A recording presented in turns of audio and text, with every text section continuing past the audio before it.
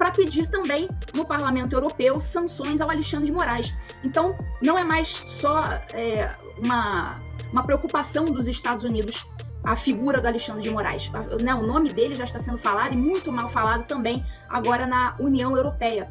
E certa vez o Alexandre de Moraes falou que ele não ligava, que ele não queria vir mesmo para os Estados Unidos, né? Quem sabe, né, no futuro, ele não possa nem ir para os Estados Unidos e nem para nenhum dos países da União Europeia.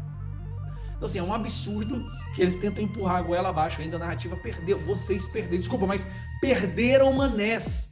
Na batalha da opinião pública, vocês perderam. Sejam bem-vindos, o meu nome é Bruno, deixe o seu like e inscreva-se no canal.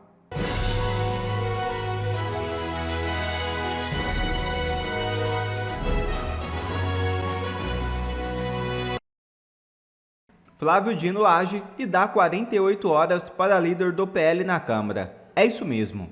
O ministro do Supremo Tribunal Federal, Flávio Dino, determinou que o deputado federal Sóstenes Cavalcante, líder da bancada do PL na Câmara, apresente explicações no prazo de 48 horas sobre recentes declarações envolvendo o uso de emendas parlamentares.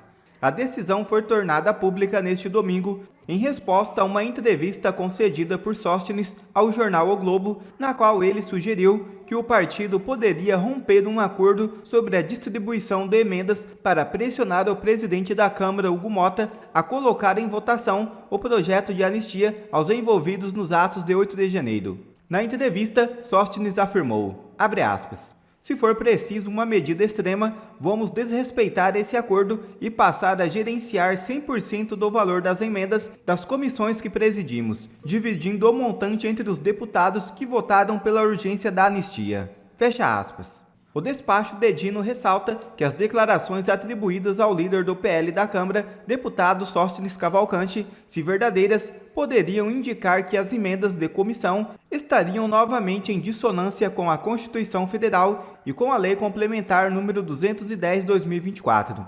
Essa legislação que tem como objetivo reforçar a transparência no uso das emendas parlamentares. Após relatar ter sido surpreendido com a notícia veiculada pela imprensa de que o ministro Flávio Dino teria expedido uma intimação contra ele, o deputado federal Sóstenes Cavalcante usou suas redes sociais para se manifestar. Abre aspas. O parlamento é livre. Deputado eleito pelo povo não se curva a ameaças de ministro do STF. Não aceitaremos censura. Não aceitaremos intimidação. Fecha aspas. Declarou o parlamentar que utilizou a hashtag pedindo respeito à separação dos poderes e Parlamento Livre. Cresce o levante internacional em defesa de Bolsonaro. O jornal britânico The Times repercutiu a citação do ex-presidente Jair Bolsonaro, destacando o momento em que ele foi formalmente notificado no hospital em Brasília, onde está internado após uma cirurgia abdominal. A matéria do The Times detalha as esdrúxulas acusações contra Bolsonaro, incluindo a absurda alegação de que ele teria conspirado com aliados militares e políticos para reverter o resultado das eleições de 2022. Além disso, o The Times informa que Bolsonaro foi declarado inelegível até 2030 pelo Tribunal Superior Eleitoral e que, apesar disso, expressou a intenção de concorrer novamente à presidência em 2026. O fato do ex-presidente ter sido formalmente intimado enquanto se recuperava na UTI agravou seu estado clínico. Nada parecido. Eu fiquei aí 10 anos na magistratura, mais uns 11 anos no Ministério Público como servidor, então eu tenho aí, só de tempo de justiça como um todo, Ministério Público mais Judiciário, 21 anos de serviço. Bom, nunca vi nada parecido. E eu ter muita coisa para falar sobre esse episódio lamentável. Primeira coisa, tem um artigo no Código de Processo Civil, o artigo 244, que proíbe a citação e intimação de doentes em estado grave. Então, as pessoas poderiam argumentar, mas olha, mas não se trata de um processo, né, de um processo na vara civil, se trata de um processo criminal, então por que você está falando de Código de Processo Civil? Porque quando não existe uma determinada regra no diploma específico, o direito brasileiro permite que você se utilize de outro diploma, de outra lei, de forma analógica ou subsidiária. Então, como não tem essa proibição específica no CPP, que é o Código de Processo Penal, o nosso ordenamento jurídico permite que a gente utilize por empréstimo, digamos assim, a mesma proibição do Código de Processo Civil, desde que as regras não sejam antagônicas. Então, nesse caso, é a aplicação subsidiária do Código de Processo Civil que proíbe mesmo a citação e intimação de pessoas doentes em estado grave. Eu sei, tem muita gente aí pensando, mas Ludmila, mas ele estava fazendo live. Se ele estava bom para fazer lives, então ele não poderia estar bom para receber uma intimação ali, 1 segundo para assinar no papel? Eu vou dizer o seguinte, bom, eu não sei exatamente o que os médicos falaram em relação a isso, só que o doente, que tá, se o sujeito está numa UTI, a gente presume, pelo menos, que ele esteja numa situação grave ou próxima de grave, né? Senão ele não estaria numa UTI.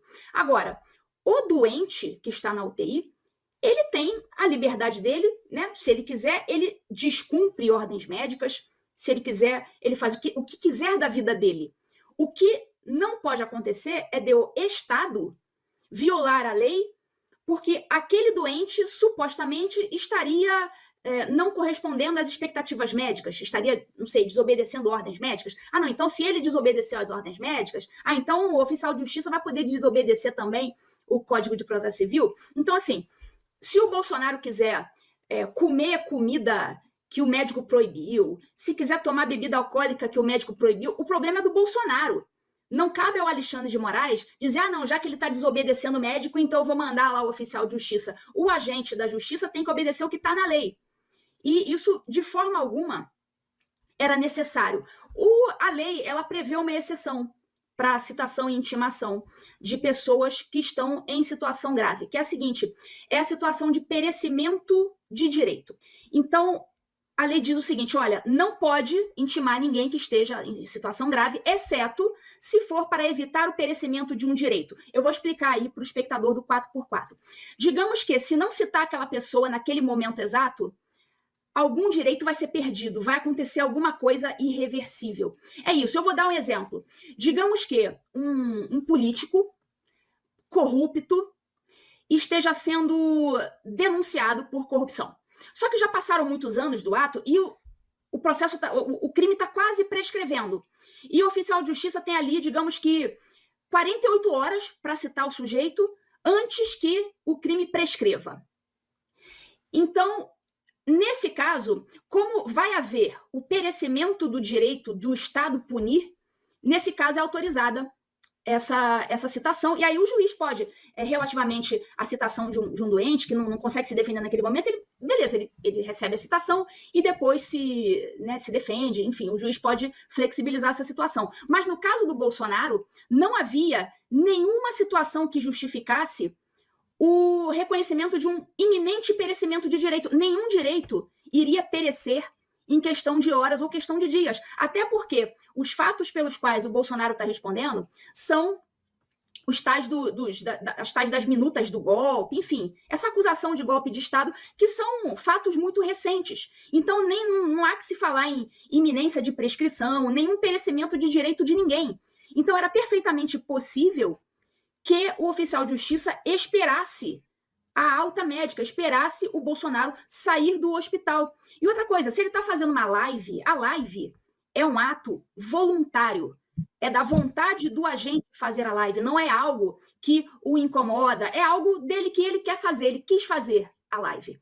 Agora, a intimação e a citação é um ato que essa pessoa sofre, não é um ato do agente, é um ato que ela sofre de um terceiro, no caso da justiça, do oficial de justiça. E é um ato que é extremamente amargo, é algo que, a meu ver, atrapalha ali, vai gerar uma situação de estresse naquele paciente. Bom, eu não sou da área médica, mas quem é da área médica e estiver assistindo aqui esse programa, pelo menos eu vi vários vídeos, né, de médicos comentando isso, de que o doente na UTI ele não pode ser submetido a situações de estresse. Então, enquanto uma live não estressa ninguém, uma intimação de um oficial de justiça, de um processo grave, de acusações graves, aquilo ali estressa qualquer pessoa. Inclusive, depois surgiu um boletim médico dizendo que a pressão arterial do Bolsonaro chegou a subir depois desse episódio da oficial de justiça. Então, né, com toda razão, vai subir. Quem é que não se estressaria diante de uma situação dessa? Então, é algo realmente lamentável. Se o Bolsonaro, né, quiser fazer pouco caso da saúde dele, quiser beber, quiser descumprir a ordem médica, o problema é do Bolsonaro.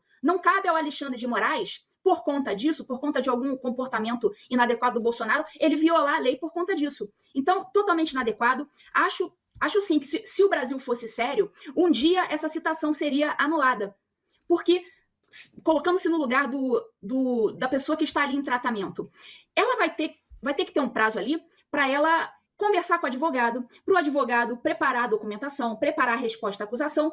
E será que aquela pessoa, no caso Bolsonaro, numa UTI, vai conseguir ter essa conversa? E será, mais do que isso, será que é recomendável que ele, durante esse tempo de recuperação dele, ele fique tendo este tipo de conversa com o advogado dele? Será que isso não vai atrapalhar na recuperação do doente?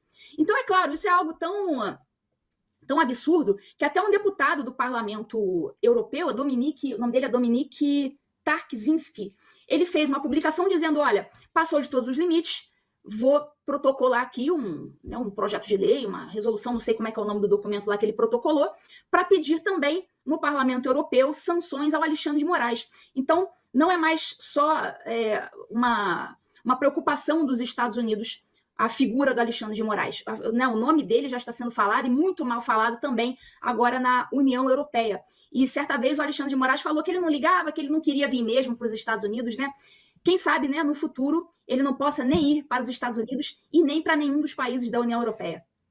Vamos para uma pauta que eu preciso passar para a Ludmila antes de me despedir dela, né? Que a primeira turma do STF condenou a 14 anos de prisão a cabeleireira Débora Santos, né, que manchou com batom aquela estátua que fica em frente ao STF no 8 de janeiro. O ministro Luiz Fux, que tinha pedido vista, divergiu de Alexandre de Moraes e votou apenas pela condenação pelo crime de deterioração de patrimônio tombado. Ele definiu a pena em 1 ano e 6 meses de reclusão, tempo inferior, inclusive, ao que a Débora já ficou em prisão preventiva. O ministro Cristiano Zanin acompanhou o relator do caso, o ministro Alexandre de Moraes, no mérito da condenação, mas votou por uma pena de 11 anos de prisão e pagamento de multa. A última a votar foi a ministra Carmen Lúcia, que seguiu o Moraes e propôs pena de 14 anos. Placar final, 3 votos pela pena de 14 anos, 1 pela pena de 11 e 1 pela pena de 1 ano e 6 meses. Então, mesmo com todos os 5 votos apresentados, o julgamento no plenário virtual só será encerrado oficialmente em 6 de maio. Até lá, o sistema eletrônico fica aberto para o julgamento. Ludmila, antes de me despedir de você, e aí, como é que fica a situação da Débora? Então, tem aquela história do embargo de divergências, quer dizer, esse voto do Luiz Fux pedindo uma pena de 1 ano e meio só, que tipo de benefício pode haver aí para a Débora, essa injustiçada, completamente injustiçada? Eu não vejo, né, nesse momento, alguma solução imediata para a Débora. Os advogados podem entrar ainda com recurso, considerando a divergência, porém, já sabemos qual vai ser o resultado. Então, embora eu acho que a anistia não seja o melhor instrumento, até porque envolve uma presunção de culpa, de responsabilidade, enfim, não é o melhor instrumento, porém, no lugar dos presos, eu gostaria muito que isso saísse logo. E seria um instrumento muito mais rápido do que esperar o regime cair, do que esperar o Alexandre de Moraes ser destituído do cargo ou o regime cair, enfim. Então, para o momento, embora os advogados ainda consigam manejar um ou outro recurso, até de repente para o próprio plenário, não vejo muita esperança para a Débora. Agora, o Luiz Fux, ele deu aí um voto completamente divergente. O Zanin, ele divergiu, mas apenas na dosimetria. Então, em vez de condenar ali a 14, condenou a 11. Então, não melhorou muita coisa. Mas o Luiz Fux condenou a 1 ano e 6 meses. Então, segundo a pena do Luiz Fux, que condenou apenas por deterioração de patrimônio tombado, pela pena do Luiz Fux, a Débora já deveria ser posta em liberdade. Então, foi um voto assim que eu suponho que o Alexandre de Moraes tenha ficado uma arara com o Fux, porque foi algo muito destoante, né? Diferentemente do Zanin, que destoou pouco, do Fux destoou muito. Então, isso é mais uma forma de expor os arbítrios da Suprema Corte e expor internacionalmente. Agora, eu não seria uma emocionada de começar a elogiar o Fux, o grande juiz de carreira, né, e etc e tal, até porque não podemos nos esquecer de que o inquérito do fim do mundo teve apenas um voto divergente e não foi do Fux, foi do ministro Marco Aurélio Mello. Foi o único que disse que aquilo ali era um absurdo, inclusive utilizou a expressão inquérito do fim do mundo para designar aquele absurdo. Então, o Fux tem um histórico de votação que não é um histórico bom. É um histórico que eu acho que depõe contra ele, é o que eu chamo de relógio parado, de vez em quando ele pode até acertar.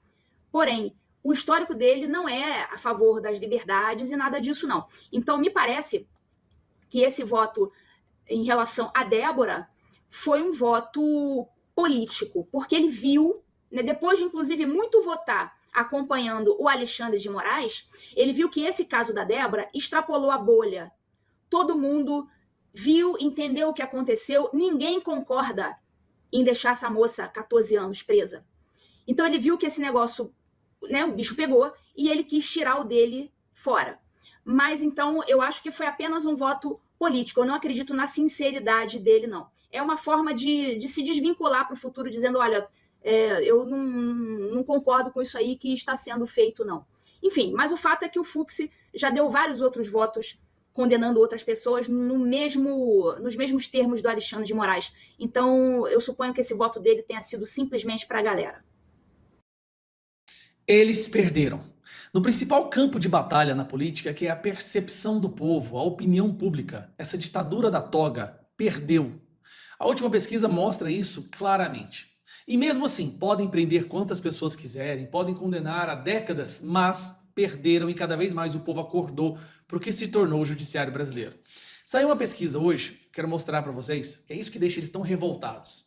Essa pesquisa, feita pelo Paraná Pesquisas, mostra que 70% dos brasileiros consideram injusta a pena de 14 anos imposta a Débora, aquela mulher que cometeu o ato absurdo e terrorista de escrever com batom "Perdeu o Mané" na estátua, em referência a uma fala absurda do Barroso, que adora cantar e dar entrevistas por aí, disse que a anistia não tem perdão, o que essas pessoas fizeram não tem perdão. Bom, para ele não tem perdão. Para a maioria da população brasileira, que eu vou mostrar a pesquisa agora, nem sequer deveria ser perdoado, porque nem tão criminoso assim foi. O Paraná Pesquisas acabou de divulgar uma pesquisa hoje, de opinião pública nacional, sobre o 8 de janeiro. Ela foi feita só sobre o 8 de janeiro. E essa pesquisa vai cair como uma bomba. Eles usaram toda a artilharia, toda, assim, nunca se viu um esforço conjunto tão sincronizado da imprensa, do judiciário, da esquerda, para tentar criminalizar a esquerda, para tentar criminalizar a direita e impedir que as pessoas sintam compaixão por aqueles que estão sendo condenados, como se eles fossem verdadeiros terroristas. Pois saiu uma pesquisa agora e cai como uma bomba nesse pessoal. Vamos lá, olha a primeira pergunta. Percepção quanto à invasão do Congresso Nacional e o STF, Supremo Tribunal Federal, no dia 8 de janeiro de 2023. Né? Aquilo que os ministros do STF falam que não pode ser perdoado de forma alguma. Olha a resposta do povo. Para 35,9, foi um ato irresponsável por não concordar com o resultado da eleição. Um ato irresponsável. Para 29, foi uma tentativa de golpe de Estado para tomar o poder. E para 27,9 foi vandalismo e quebra-quebra. Então, eu quero que você entenda o seguinte, se você pegar esse daqui, o desgrama. Se você pegar esse daqui, que considera como se não fosse um ato de vandalismo, e mais esse daqui, que é só vandalismo, se você somar os dois, eu até fiz a conta aqui, ó, dá 63,8%. Ou seja, 64% da população brasileira acha que o que aconteceu ali não foi uma tentativa de golpe. Se não foi uma tentativa de golpe, então todas as penas que estão sendo decididas por Alexandre de Moraes são erradas, equivocadas. Somente a bolha ideológica esquerdista histérica ainda tenta convencer as pessoas de que foi uma tentativa de golpe. A maioria esmagadora, 2/3, acredita que não foi uma tentativa de golpe. E tem outra pergunta que chamou a atenção. Mais para baixo, essa aqui, ó. Posicionamento quanto às pessoas presas há 2 anos por invadirem o Congresso Nacional do STF. Então tem pessoas que já estão presas há 2 anos. E aí foi feita a pergunta para elas. Pergunta muito simples. As pessoas que invadiram o Congresso Nacional, o STF, já estão presas há quase 2 anos. Em sua opinião, os 2 anos... Tá aqui, ó. Os 2 anos... Vou colocar aqui para você ver. Eu até colocar a porcaria do trem, não deu. Os 2 anos em que ficaram presas já pagaram pelo erro que cometeram e, portanto, devem ser soltas. 32,8%. Mais aqui embaixo, não deveriam estar presas, pois no passado, em outras invasões, não prenderam ninguém. E apenas 31% essas pessoas devem ficar presas por mais 15 anos, portanto cumprir pena de 17 anos. Apenas a super bolha petista perversa. Mas se você for somar esses dois aqui, ó, que acham que elas deveriam estar soltas, dá 62%. Deputados, senadores, Hugo Mota, a opinião do povo é essa aqui, ó. Essa é a opinião. 62% elas já deveriam estar soltas e 64% não foi uma tentativa de golpe. E mais embaixo, nós temos o caso da Débora, né, que falou que, ó, 70% acha que a pena da Débora foi injusta. A opinião pública já decidiu. O que eles estão fazendo é sim perseguição, crueldade, maldade pura escancarada e deve ser cessada agora. Eu acho que um dos primeiros que já percebeu isso é o Luiz Fux. Luiz Fux, que deu uma pena de 1 ano e 6 meses para Débora, o que para mim está ótimo, menos de 4 anos não vai preso. Deveria ser essa a pena de todos que participaram do ato de 8 de janeiro. E Fux, se deu para Débora 1 ano e 6 meses, esse deveria ser a mesma dosimetria para todas as outras pessoas, ou pelo menos a esmagadora maioria. Então, assim, é um absurdo que eles tentam empurrar a goela abaixo ainda a narrativa perdeu. Vocês perderam, desculpa, mas perderam manés. Na batalha da opinião pública, vocês perderam. E quanto mais continuarem condenando as pessoas da forma que estão condenando, ou lutando contra a anistia, maior vai ser o desgaste para o STF. Por isso, anistia já. Essas pessoas nem sequer deveriam estar sendo anistiadas pela opinião pública. De acordo com a opinião pública, elas nem sequer deveriam estar sendo anistiadas, porque a opinião pública elas não cometeram um crime grave bastante necessário de anistia.